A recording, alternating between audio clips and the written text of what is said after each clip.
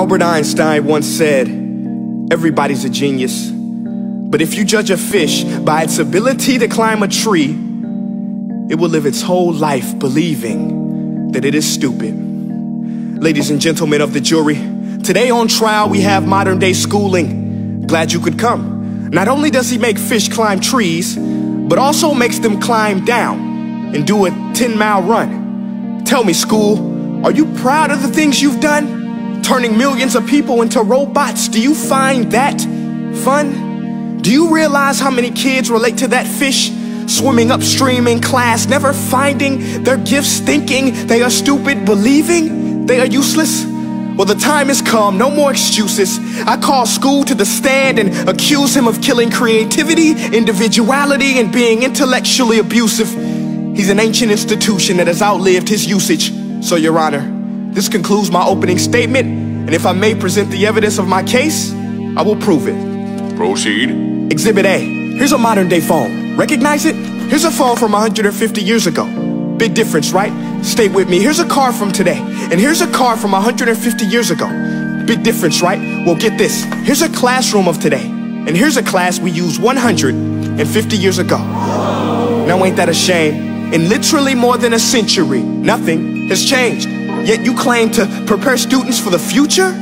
But with evidence like that, I must ask, do you prepare students for the future or the past? I did a background check on you and let the record show that you were made to train people to work in factories, which explains why you put students in straight rows, nice and neat, tell them sit still, raise your hand if you want to speak, give them a short break to eat, and for 8 hours a day, tell them what to think.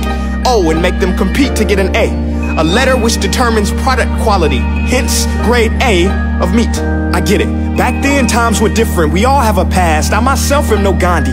But today, we don't need to make robot zombies. The world has progressed. And now we need people who think creatively, innovatively, critically, independently, with the ability to connect. See, every scientist will tell you that no two brains are the same. And every parent with 2 or more children will confirm that claim. So please explain why you treat students like cookie cutter frames or snapback hats, giving them this one-size-fits-all crap. Watch your language. Sorry, Your Honor, but if a doctor prescribed the exact same medicine to all of his patients, the results will be tragic. So many people would get sick, yet when it comes to school, this is exactly what happens. This educational malpractice, where one teacher stands in front of 20 kids, each one having different strengths, different needs, different gifts, different dreams, and you teach the same thing the same way? That's horrific. Ladies and gentlemen, the defendant should not be acquitted. This may be one of the worst criminal offenses ever to be committed. And let's mention the way you treat your employees. Objection. Overruled. I want to hear this. It's a shame. I mean, teachers have the most important job on the planet, yet they're underpaid? No wonder so many students are short-changed. Let's be honest, teachers should earn just as much as doctors, because a doctor can do heart surgery and save the life of a kid, but a great teacher can reach the heart of that kid and allow him to truly live. See, teachers are heroes that often get blamed, but they're not the problem. They work in a system without many options or rights. Curriculums are created by policymakers, most of which have never taught a day in their life. Just obsessed with standardized tests. They think bubbling in a multiple choice question will determine success. That's outlandish. In fact, these tests are too cruel to be used and should be abandoned, but don't take my word for it. Take Frederick J. Kelly, the man who invented standardized testing, who said, and I quote, "These tests are too cruel to be used and should be abandoned." Ladies and gentlemen of the jury, if we continue down this road, the results will be lethal.